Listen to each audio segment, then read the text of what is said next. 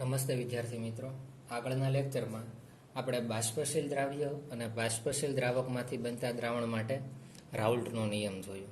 હવે question change છે, રાઉલ્ટનો નિયમ જોવાનો છે, પણ દ્રાવ્ય છે તે કેવું લેવાનું છે? હવે અબાષ્પશીલ. ક્વેશ્ચન શું થઈ ગયો? જો અબાષ્પશીલ દ્રાવ્ય અને બાષ્પશીલ દ્રાવકમાંથી બનતા દ્રાવણ માટે રાઉલ્ટનો નિયમ સમજાવવાનો છે. થોડોક ચેન્જ થયો છે ક્વેશ્ચનમાં. દ્રાવ્ય ઘટક કેવો લઈ લીધો છે? અબાષ્પશીલ લઈ લીધો છે. જ્યારે આગળ શું હતું? દ્રાવ્ય ઘટક પણ કેવો હતો? બાષ્પશીલ હતો. તો આપણે આ રીતે લખી શકાય કે દ્રાવણ છે એ ટોટલ બે ઘટકોનું બનેલું છે. એક ઘટક કયો છે આપણી પાસે? દ્રાવ્ય ઘટક. અને બીજો ઘટક કેવો છે આપણી પાસે? દ્રાવક ઘટક. હવે જો દ્રાવ્ય ઘટક કેવો છે? દ્રાવ્ય ઘટક અબાષ્પશીલ છે. આપણે લખી નાખીએ આ કેવો હશે? અબાષ્પશીલ. દ્રાવક ઘટક કેવો છે? બાષ્પશીલ. હવે જો જે ઘટકનું પ્રમાણ વધારે હોય એને આપણે કયો ક્રમ આપતા હતા? પ્રથમ ક્રમ આપતા હતા. દ્રાવકનું પ્રમાણ વધારે હોય એટલે એને ક્રમ આપી દીધો પ્રથમ. જ્યારે દ્રાવ્યનો કેટલામો ક્રમ આપશું? બીજો ક્રમ. હવે અહીંયા જોઈએ આપણે દ્રાવણની અંદર જે દ્રાવ્ય ઘટક છે એ કેવો છે? અબાષ્પશીલ છે. હવે જે ઘટક અબાષ્પશીલ હોય તેનું બાષ્પમાં તો રૂપાંતર થવાનું નથી. હવે જે ઘટકનું બાષ્પમાં રૂપાંતર ન થાય તો તેનું બાષ્પ દબાણ કેટલું થઈ જાય? 0. તો આપણે એમ લખી શકાય કે દ્રાવ્યનું આંશિક બાષ્પ દબાણ P2 કેટલું થાય? 0. તો આપણે એમ કહી શકીએ કે દ્રાવણમાં માત્ર કોનું બાષ્પ દબાણ હશે? તો કોનું હશે? દ્રાવકનું જ બાષ્પ દબાણ હશે. દ્રાવ્યનું બાષ્પ દબાણ હોતું નથી. અથવા તો એમ કહી શકાય કે દ્રાવણનું જે બાષ્પ દબાણ હોય એ કોનું હશે? દ્રાવકનું જ હોય. આપણે આગળ વધીએ. જો દ્રાવકનું બાષ્પ દબાણને આપણે કેના રીતે દર્શાવીએ? દ્રાવક માટે આંશિક બાષ્પ દબાણ એની સંજ્ઞા થશે P1. અને જ્યારે શુદ્ધ દ્રાવક હોય ત્યારે તેનું બાષ્પ દબાણ થશે P01. અને એના મોલન્સ કેટલા થશે? X1. તો આટલી માહિતી આપણને હોવી જોઈએ કે જે દ્રાવણ છે એમાં દ્રાવક છે એ બાષ્પશીલ છે અને દ્રાવ્ય ઘટક છે એ અબાષ્પશીલ છે. માટે અબાષ્પશીલનું કોઈ પણ પ્રકારનું દબાણ હોતું નથી. તો આપણે આગળ વધીએ ક્વેશ્ચનમાં. જો શું કહેવા માંગે છે? જો આપણે એક આકૃતિ દ્વારા સમજીએ. હવે જો પહેલા પાત્રમાં શું લીધો છે? શુદ્ધ દ્રાવક. શું લીધો છે? શુદ્ધ દ્રાવક. એને આપણે પ્રથમ ક્રમથી દર્શાવ્યો છે. જે કેવો છે? બાષ્પશીલ. શુદ્ધ દ્રાવકનું બાષ્પ દબાણ કેટલું થાય? P01. અને મોલન્સ કેટલા થાય? X1. હવે જો તો આ શુદ્ધ દ્રાવકનું બાષ્પ દબાણ કેવું હોય? સૌથી વધારે. આવું શા માટે થાય? જો શુદ્ધ દ્રાવકમાં ઘટકના કણો જે સપાટી ઉપર હોય એ એક જ પ્રકારના છે. જો આ બધા કણો કોના છે? શુદ્ધ દ્રાવકના છે. હવે આને થોડુંક એવું ટેમ્પરેચર મળે, તેની ગતિ ઉર્જાના કારણે પ્રવાહીનું કેમાં રૂપાંતર થવા મળે? એની બાષ્પમાં. આ એની શું મળે? બાષ્પ મળે છે. હવે શું થાય છે? આ શુદ્ધ દ્રાવકની અંદર આપણે શું ઉમેરશું? દ્રાવ્ય ઘટક ઉમેરીએ. શું ઉમેરીએ? દ્રાવ્ય ઘટક. દ્રાવ્ય ઘટકને આપણે ક્રમ આપી દીધો 2. હવે શુદ્ધ દ્રાવકની અંદર જ્યારે દ્રાવ્ય ઘટક ઉમેરીએ એટલે આપણને શું મળે? દ્રાવણ મળે. હવે જુઓ તો આ પાત્રની અંદર શું હશે? શુદ્ધ દ્રાવક એ અને દ્રાવ્ય બેનું મિશ્રણ હશે. હવે જોઈએ. જો હવે આ દ્રાવણના બાષ્પ દબાણમાં શું થાય? અહીંયા આપણે જોશું કે આની અંદર શું હશે? દ્રાવ્ય ઘટક હશે અને બીજો કયો હશે?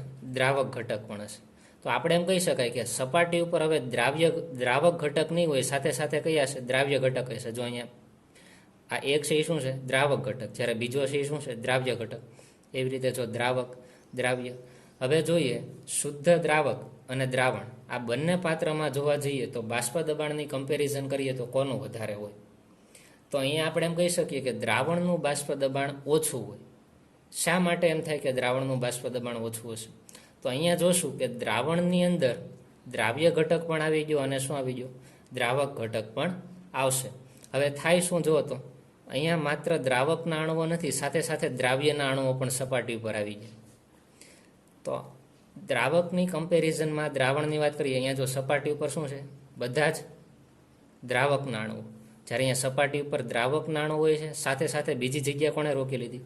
દ્રાવ્ય નાણું હોય. તો આપણે એમ કહી શકીએ કે અહીંયા સપાટી ઉપર દ્રાવક નાણુઓની સંખ્યા ખૂબ વધારે છે, એટલે ઝડપથી સપાટી ઉપરથી અણુઓનું બાષ્પમાં રૂપાંતર થાય. પણ અહીંયા જુઓ તો સપાટી ઉપર માત્ર દ્રાવક નથી, સાથે સાથે શું છે? દ્રાવ્ય છે. અને દ્રાવ્ય ઘટક તો આપણે કેવો લીધો છે? અબાષ્પશીલ. તો દ્રાવ્ય ઘટકના બે ઘટક છે જે એ તો બાષ્પમાં રૂપાંતર થવાનો નથી, માત્ર કોણ થશે?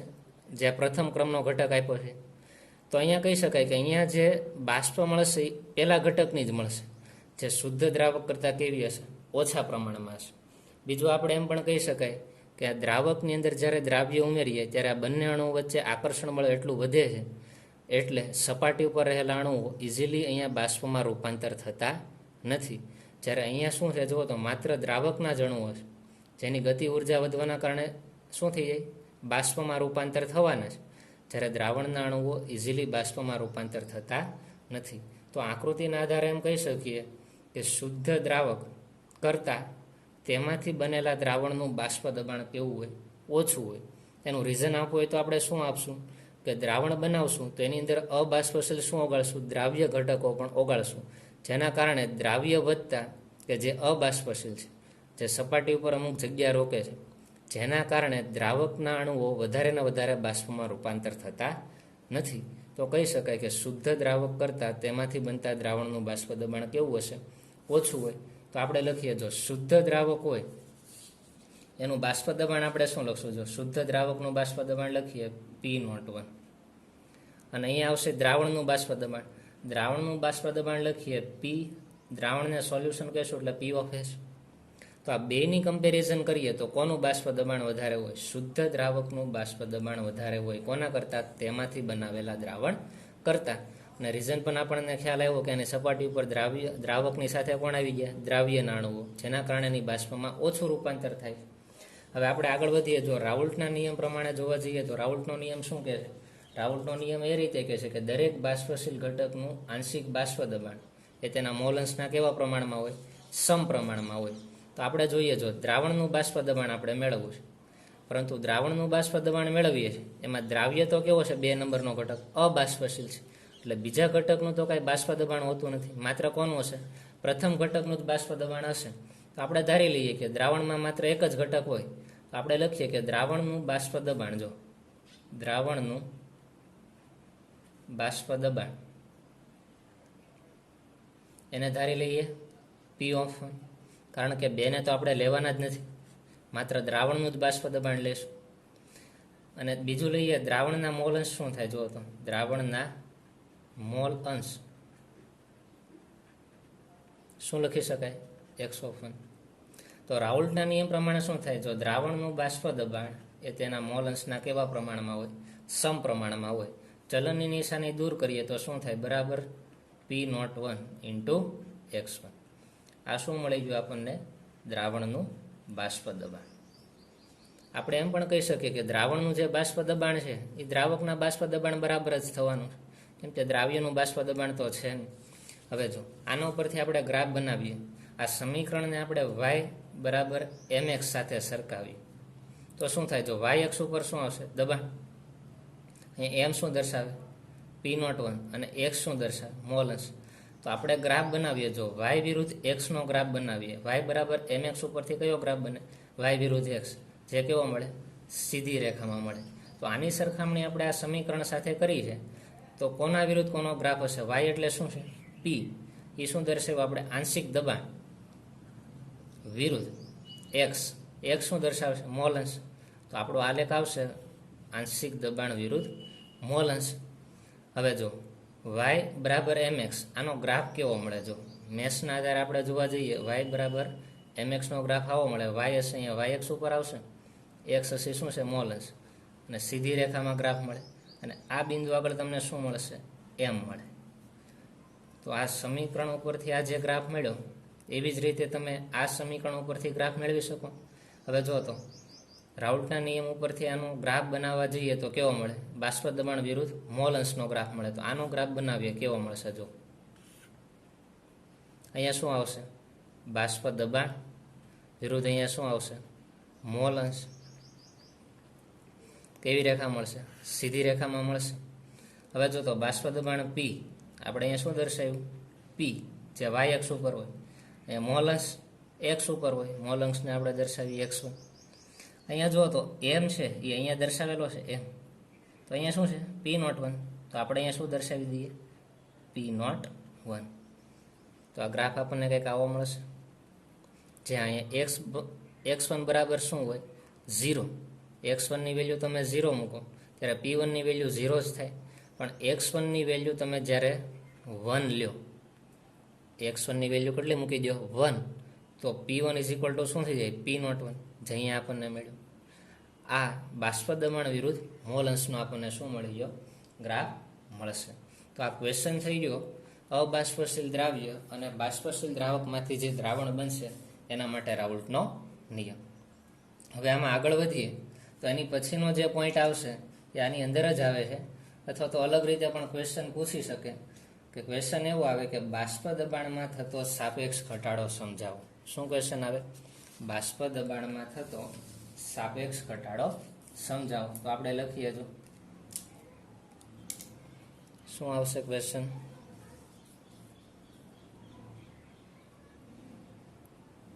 બાષ્પ દબાણમાં થતો સાપેક્ષ ઘટાડો જોઈએ. જો બાષ્પ દબાણમાં શું ઘટાડો થાય આપણને ખ્યાલ જ છે. જો બાષ્પ દબાણમાં ઘટાડો થવાનો છે. જો અહીંયા જે શુદ્ધ દ્રાવક હશે એનું બાષ્પ દબાણ ગણીએ અને દ્રાવણનું બાષ્પ દબાણ ગણીએ. શું થાય? શુદ્ધ દ્રાવકનું બાષ્પ દબાણ વધારે હોય, જ્યારે તેની અંદર દ્રાવ્ય ઘટક જે અબાષ્પશીલ ઉમેરીને દ્રાવણ બનાવશું તો દ્રાવણના બાષ્પ દબાણમાં શું થવાનો છે? ઘટાડો જ થવાનો છે. દ્રાવણના બાષ્પ દબાણમાં શું ઘટાડો થાય છે એ આપણે આ ક્વેશ્ચનમાં જોશું. હવે જો તો દ્રાવણનું કુલ બાષ્પ દબાણ આપણે લખવું હોય, આના ઉપરથી આપણે લખીએ. જો દ્રાવણનું કુલ બાષ્પ દબાણ લખવું હોય તો શું લખી શકાય? દ્રાવણનું કુલ બાષ્પ દબાણ, દ્રાવણનું કુલ બાષ્પ દબાણ બરાબર શું થાય? દ્રાવણની અંદર શું છે? દ્રાવ્યનું બાષ્પ દબાણ અને દ્રાવકનું બાષ્પ દબાણ. તો લખીએ જો P(1) એટલે દ્રાવકનું આંશિક બાષ્પ દબાણ પ્લસ P(2) એટલે દ્રાવ્યનું આંશિક બાષ્પ દબાણ. પણ અહીંયા આપણને ખબર છે જો P2ની વેલ્યુ કેવી આવે? 0. શા માટે? દ્રાવ્ય ઘટક છે તો અબાષ્પશીલ હોય એટલે એના કાંઈ બાષ્પ દબાણ હોતા નથી. તો દ્રાવણનું બાષ્પ દબાણ બરાબર કોનું બાષ્પ દબાણ લખી શકાય? દ્રાવકનું આંશિક બાષ્પ દબાણ આપણે લખી શકીએ. આ રીતે આપણે લખશું. હવે જો આપણે આગળ વધીએ. જો આપણી પાસે સૂત્ર શું આવે? જો P1 ઇઝ ઇક્વલ ટુ શું લખી શકો? આપણને ખ્યાલ છે કે P1 is equal two P01 into શું લખાય? મોલંશ x1. તો આપણે મૂકી દઈએ. જો P of S is equal to P1ની વેલ્યુ શું આવે? P01 into x1. આગળ વધીએ આપણે. હવે P01 ને બરાબરની આ સાઈડ લાવીએ એટલે શું થાય? જો દ્રાવણનું બાષ્પ દબાણ છેદમાં શું આવી જશે? P01 બરાબર શું થઈ ગયું? ઘટક 1ના મોલંશ. હવે ઘટક 1ના મોલંશ બરાબર શું લખી શકાય? x1 ઇઝ ઇક્વલ ટુ શું લખાય? N1 upon N1 plus N2. તો લખીએ જો દ્રાવણનું બાષ્પ દબાણ છેદમાં P01 ઇઝ ઇક્વલ ટુ x1ની જગ્યાએ લખશું જો ઘટક 1ના મોલ છેદમાં N1 પ્લસ N2. આ રીતે લખાય. હવે આપણે આગળ વધીએ. હવે આ જે સમીકરણ મળ્યું એને આપણે બંને બાજુ એકમાંથી બાદ કરીએ. શું કરીએ? બંને બાજુ એકમાંથી બાદ કરતા શું થાય? જો આ ડાબી સાઈડના જે પદ હશે ને એકમાંથી બાદ કરો એટલે 1 માઇનસ ઇઝ ઇક્વલ ટુ જમણી સાઈડના પદને એકમાંથી બાદ કરો 1 માઇનસ N1 છેદમાં શું આવશે?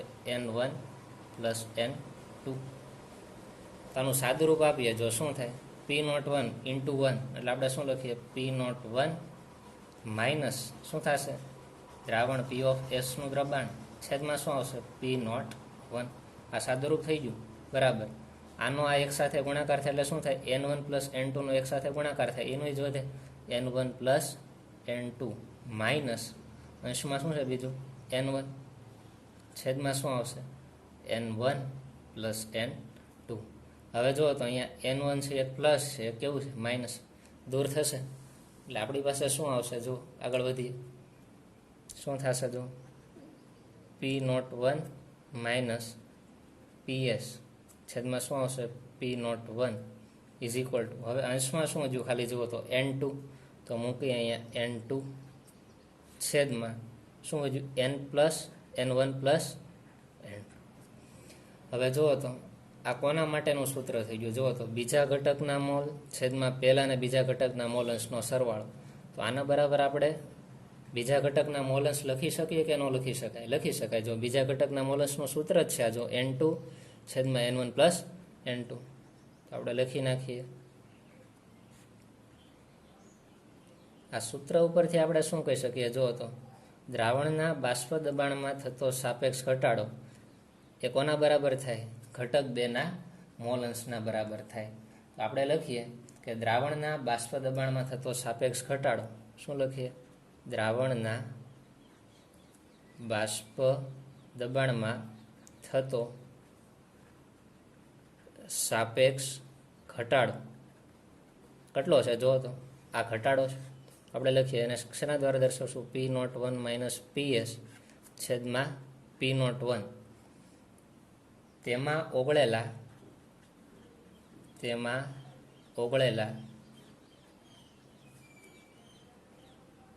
દ્રાવ્યના, જો x2 એટલે શું લખાય? 2 આપણે કોના માટે દર્શાવીએ છીએ? દ્રાવ્ય માટે. તો x2 એટલે શું થઈ ગયું? દ્રાવ્યના મોલ અંશ, દ્રાવ્યના મોલ અંશ x2 જેટલો થાય.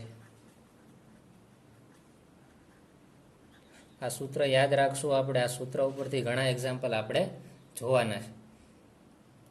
આગળ વધીએ આપણે. જો હવે શું કહી શકાય? જો આપણી પાસે જે આ ઉપરનું સૂત્ર આવ્યું છે સમીકરણ, એને આપણે સ્ટાર તરીકે દર્શાવી દઈએ. હવે જો આપણે એમ લઈએ કે માનો કે દ્રાવણ છે અતિ મંદ છે. દ્રાવણ કેવું છે? અતિ મંદ. મંદ દ્રાવણ ક્યારે હોય? તો કે દ્રાવણની અંદર દ્રાવ્ય ઘટક ખૂબ ઓછો હોય. દ્રાવ્ય ઘટક એટલે આપણે એને ક્રમ શું આપી દીધો હતો? 2. શું આપતા હતા? 2. મંદ દ્રાવણ માટે આપણે શું કીધું? મંદ દ્રાવણમાં શું હોય? દ્રાવ્ય ઘટક ખૂબ ઓછો. દ્રાવ્ય ઘટકને આપણે કેટલામો ક્રમ આપ્યો? બીજો ક્રમ. તો બીજા ક્રમના મોલ એટલે શું થાય? n2. n2 ના મોલ કેવા છે? ખૂબ ઓછા હોય. તો આપણે એમ કહી શકાય જે સ્ટારવાળું સમીકરણ છે એમાં n2 ની વેલ્યુ ખૂબ ઓછી છે કોના કરતાં? n1. જ્યાં n1 છે શું દર્શાવે છે? દ્રાવકના મોલ. દ્રાવકના મોલ વધારે જ હોય, જ્યારે દ્રાવ્યના મોલ કેવા હોવાના? ઓછા, કેમ કે મંદ દ્રાવણ લીધું છે.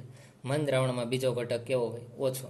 તો આપણે એમ કહી શકાય કે સ્ટારવાળું જે સમીકરણ છે એમાં n1 પ્લસ n2 છે. તો એમાં n1ની વેલ્યુ એટલી બધી મોટી હોય કે જેના કારણે આપણે n2ની વેલ્યુને અવગણી નાખીએ. તો આ સ્ટારવાળા સૂત્ર ઉપરથી આપણે બીજું સૂત્ર મેળવવું હોય તો આ રીતે મેળવી શકાય કે p01 માઇનસ ps છેદમાં શું થઈ જશે? p01 is equal two n2 છેદમાં શું આવશે? n1. આ રીતે લખશું. જ્યાં n2 બરાબર શું લખશું? 2 એટલે આપણે લખીએ છીએ દ્રાવક અને 1 એટલે આપણે શું લખીએ છીએ? દ્રાવ્ય. તો લખાય કે અંશમાં આવશે દ્રાવકના મોલ છેદમાં આવશે દ્રાવ્યના મોલ. તો આપણે લખીએ જો n2 બરાબર શું લખાય? મોલ બરાબર શું થાય? એની શું દર્શાવે? મોલ દર્શાવે. મોલ ઇઝ ઇક્વલ ટુ વજનના છેદમાં આણવીય દળ. વજનને આપણે દર્શાવીએ w દ્વારા, વેઇટ, અને આણવીય દળને દર્શાવી m દ્વારા. તો n2 બરાબર શું થાય? w2 ભાગ્યા m2. એવી જ રીતે n1 બરાબર શું થાય? w1 ભાગ્યા m1. તો n2 અને n1 ની વેલ્યુ આમાંથી આપણે મૂકી દઈએ તો આપણું સૂત્ર શું થાય? જો p01 માઇનસ ps છેદમાં આવશે p01 is equal two n2 ની વેલ્યુ કેટલી આવી? જો તો w2 ભાગ્યા m2. હવે છેદમાં શું છે? n1 ની વેલ્યુ કેટલી છે? w1 છેદમાં m1. જો n1 છે એકના છેદમાં છે, n1 ની વેલ્યુ w1 ના છેદમાં m1 હોય તો એકના છેદમાં n1 ની વેલ્યુ શું થાય? આની વ્યસ્ત થાય.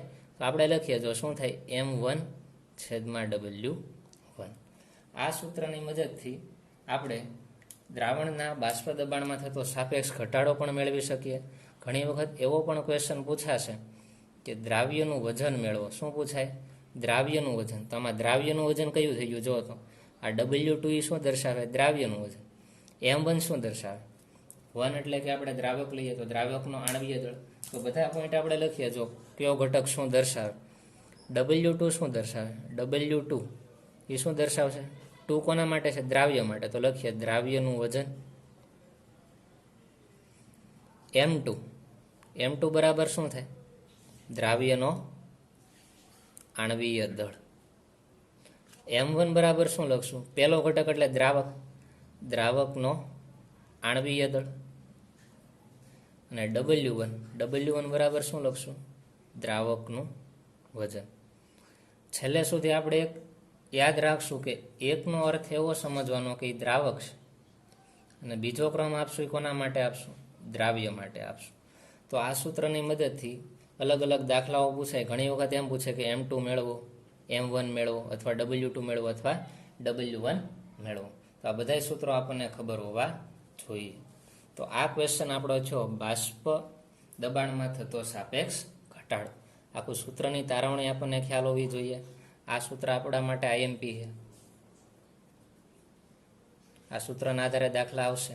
પછી એક આ સૂત્ર છે, આ સૂત્રના આધારે પણ દાખલા આવશે. આ આપણને ખ્યાલ હોવા જોઈએ. હવે આના રિલેશન વાળા આપણે દાખલા જોશું. હવે આપણે રાઉલ્ટના નિયમના દાખલાઓ જોશું.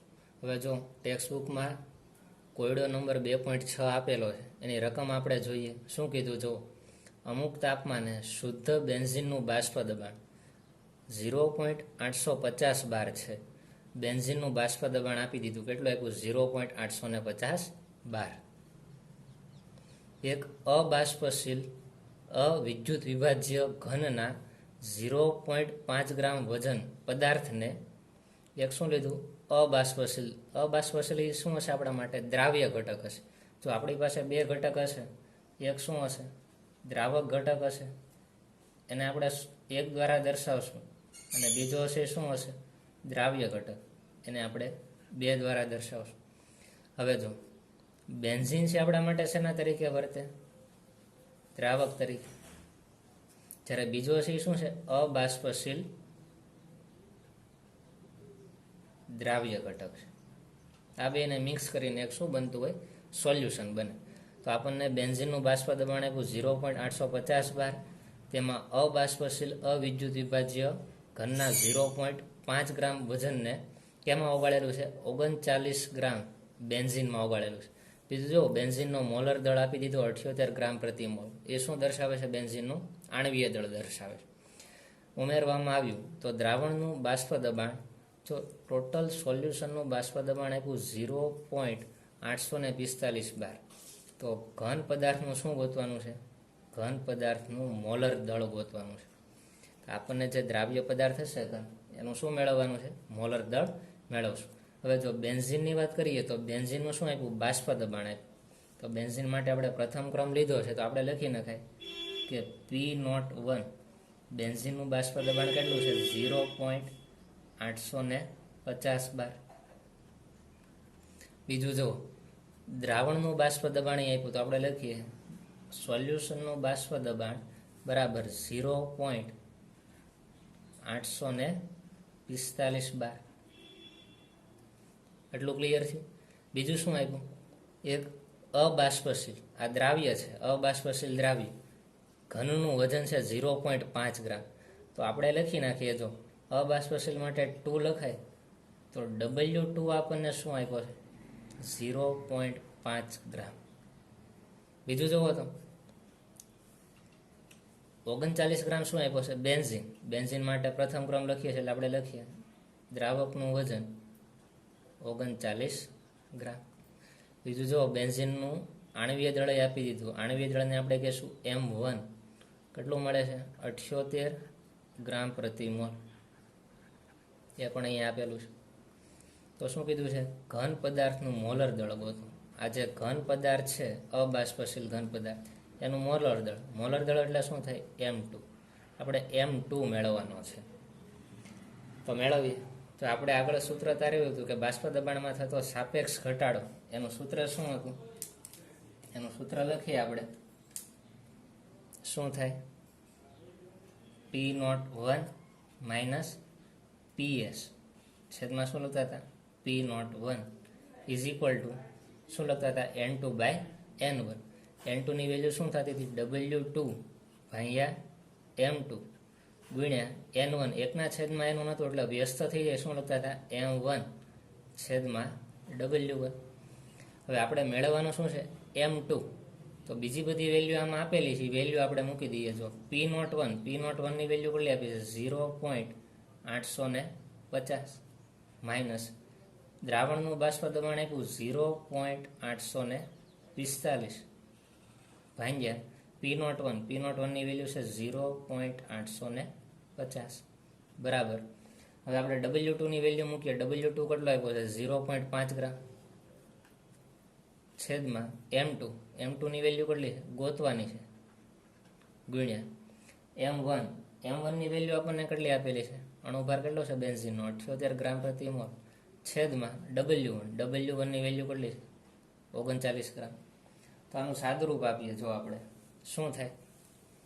0.850 માંથી 0.845 બાદ કરશું એટલે આવશે 0.005 છેદમાં શું હજુ? 0.850 બરાબર. હવે આપણે અહીંયા સાદુરૂપ આપીએ. જો શું થશે? 0.5 ગુણ્યા 78. 0.5 ગુણ્યા 78 કરશો એટલે વેલ્યુ આવશે 39 ભાગ્યા શું હજુ? M2 ગુણ્યા 39. અહીંયાથી 39 તો દૂર થશે. હવે આપણે M2 ને સૂત્રનો કરતા બનાવીએ તો શું થાય? M2 ને આ સાઈડ લઈએ અથવા તો એકના છેદમાં M2 જેનું વ્યસ્ત કરીએ તો આખું પદ કેવું થઈ જશે? વ્યસ્ત થશે. તો આપણે લખીએ. જો M2 બરાબર M2 ને અહીંયા લીધો, આ પદ અહીંયા આવશે એટલે કેવું થઈ જશે? વ્યસ્ત થશે. તો આપણે લખીએ શું આવશે? અંશમાં આવશે 0.850 છેદમાં આવશે 0.005. તો આનો ભાગાકાર કરીએ એટલે આપણને આન્સર મળશે દ્રાવ્યનું આણવીય દળ કેટલું મળશે? 170 ગ્રામ પ્રતિ મોલ. તો આપણા પહેલા ક્વેશ્ચનનો આન્સર થઈ ગયો કે ઘનનું મોલર દળ કેટલું હોય એ આપણો ક્વેશ્ચન હતો. કેટલો મેળવ્યો? M2 170 ગ્રામ પ્રતિ મોલ. એ જ આપણે મેળવવાનું હતું. જો શું મેળવવાનું હતું? ઘન પદાર્થનું મોલર દળ કેટલું મળશે? 170 ગ્રામ પ્રતિ મોલ. હવે આપણે બીજો દાખલો જોઈએ. જો સ્વાધ્યાયનો દાખલા નંબર 2.15. રકમ શું કીધું જુઓ? 2% અબાષ્પશીલ દ્રાવ્ય. હવે આપણને દ્રાવ્ય ઘટક આપ્યો એ કેવો આપ્યો? અબાષ્પશીલ આપ્યો. એનો મિનિંગ એમ થશે કે દ્રાવ્ય ઘટકનું તો કાંઈ બાષ્પ દબાણ આવવાનું નથી. 2% અબાષ્પશીલ દ્રાવ્ય ધરાવતું જલીય દ્રાવણ. જલીય દ્રાવણ એટલે કેવું સોલ્યુશન હોય? પાણીમાં બનાવેલું દ્રાવણ. જલીય દ્રાવણ સામાન્ય ઉત્કલન બિંદુએ 1.004 બાર દબાણ કરે છે. એનો મિનિંગ એમ થાય કે જલીય દ્રાવણ જે છે એનું આપણને બાષ્પ દબાણ આપી દીધું. કેટલું આપ્યું? 1.004 બાર. દ્રાવણનું બાષ્પ દબાણ રકમમાં આપી દીધું. દ્રાવ્યનું મોલર દળ ગણવાનો છે. દ્રાવ્યનો મોલર દળ, જો મોલર દળને આપણે એમ કહેશું અથવા તો અણુભાર. દ્રાવ્ય માટે આપણે શું લખીએ છીએ? 2. તો આપણે M2 મેળવવાનો છે. રકમમાં શું મેળવવાનો છે? M2. હવે જોઈએ. જો પહેલા જલીય દ્રાવણની વાત થાય તો એની અંદર આપણી પાસે બે ઘટકો હશે. એક ઘટક તો કયો હશે? દ્રાવ્ય ઘટક. અને બીજો ઘટક કેવો હશે? દ્રાવક ઘટક. જલીય દ્રાવણ હોય એટલે દ્રાવણમાં દ્રાવક કોણ હોય? પાણી જોઈએ. હંમેશા યાદ રાખો, જલીય દ્રાવણ એટલે પાણીમાં બનાવેલું દ્રાવણ. બીજું જુઓ તો દ્રાવ્ય ઘટક છે એ કેવો છે? અબાષ્પશીલ છે. દ્રાવ્ય ઘટક કેવો છે? અબાષ્પશીલ. જ્યારે પાણી આપણા માટે શેના તરીકે વર્તશે? બાષ્પશીલ ઘટક હોય. હવે જો અબાષ્પશીલ કેટલા ટકા આપ્યું છે? 2% આપેલું છે. તો આપણે એમ લખી શકાય દ્રાવ્ય ઘટક છે 2%. તો એમ પણ લખી શકાય કે દ્રાવ્ય ઘટકનું વજન કેટલું હોય? 2 ગ્રામ. તો દ્રાવક ઘટક કેટલો વધ્યો? 98 ગ્રામ. તો આપણે એમ લખાય, જો આ વજન મળ્યું શું મળ્યું? દ્રાવકનું વજન આપણે કહીશું W1 આ 2 ગ્રામ મળ્યું એ શું મળ્યું? W2. કેમ કે દ્રાવ્ય છે એ કેટલો છે? 2%. 2% એટલે કેટલો લખી શકાય? 2 ગ્રામ હોય તો આ કેટલો થઈ ગયો? 98 ગ્રામ થશે. બીજું આપણે લખીએ, જો દ્રાવક ઘટક પાણી છે તો પાણીનો અણુભાર એટલે કે M1 કેટલો થાય? 18 ગ્રામ પ્રતિ મોલ. બીજું આપણે શું કહેશું? M2 જે આપણે મેળવવાનો છે. બીજું રકમમાં આપણને શું આપેલું છે? દ્રાવણનું બાષ્પ દબાણ આપેલું છે, એટલે આપણને આપેલો છે P of S કેટલો આપેલો છે? 1.004 બાર. પછી એક બાબત આપણે યાદ રાખશું કે શુદ્ધ દ્રાવક આપણા માટે શું છે? પાણી. શુદ્ધ દ્રાવક પાણીનું બાષ્પ દબાણ થશે, બાષ્પ દબાણ થાય 1.013 બાર. આ એક યાદ રાખવાનું. શુદ્ધ દ્રાવક પાણીનું બાષ્પ દબાણ થાય 1.013 બાર. સાહેબ આ બધી વેલ્યુ આપણને મળી ગઈ. આપણે સૂત્રમાં મૂકવાની રહેશે. આપણે સૂત્રમાં મૂકીએ, જો વેલ્યુ શું થાય? P01 માઇનસ PS છેદમાં શું આવશે? P01 ઇઝ ઇક્વલ ટુ શું આવે? W2 છેદમાં M2 ગુણ્યા M1 છેદમાં W1. હવે જો તો P01 શું મળ્યો આપણને? 1.013 માઇનસ દ્રાવણનું બાષ્પ દબાણ છે 1.004 ભાગ્યા P01 ની વેલ્યુ કેટલી છે? 1.013 બરાબર. W2 ની વેલ્યુ મૂકીએ. W2 શું છે? 2 ગ્રામ છેદમાં M2 આપણે મેળવવાનો છે ગુણ્યા M1 ની વેલ્યુ કેટલી છે? 18 ગ્રામ પ્રતિ મોલ છેદમાં W1 ની વેલ્યુ કેટલી છે? 98 ગ્રામ. તો આનું આપણે સાદું રૂપ આપીએ, જો 1.013 માંથી 1.004 બાદ કરશું એટલે આવશે 0.00 ભાગ્યા 1.013 બરાબર. હવે લખીએ, જો 18 દુ કેટલા થશે? અહીંયા 36 છેદમાં શું આવશે? M2 ગુણ્યા 98. એક કામ કરીએ, M2 ને સૂત્રનો કરતા બનાવીએ. M2 આ સાઈડ આવે, આખું પદ આ સાઈડ જાય એટલે વ્યસ્ત થાય, ઊંધું થશે. એટલે લખીએ, જો M2 બરાબર આ સાઈડનું પદ તો એમ જ રહેશે, જો 36 ભાગ્યા 98 ગુણ્યા આ સાઈડનું પદ આ સાઈડ જાય એટલે વ્યસ્ત થાય, એટલે લખીએ 1.013 ભાગ્યા 0.009. તો આનું સાદુરૂપ આપીએ એટલે M2 મળશે 41.34 ગ્રામ પ્રતિ મોલ. આપણો આન્સર થઈ ગયો જે આપણે મેળવવાનું છે. શું મળી ગયું? M2 ની વેલ્યુ 41.34 ગ્રામ જે આપણે મેળવવાનું છે. જો M2 ની વેલ્યુ આપણને શું મળી? દ્રાવ્યનું મોલર દળ M2 આપણને શું મળી ગયું? 41.34 ગ્રામ પ્રતિ મોલ. આ બીજો દાખલો થઈ ગયો.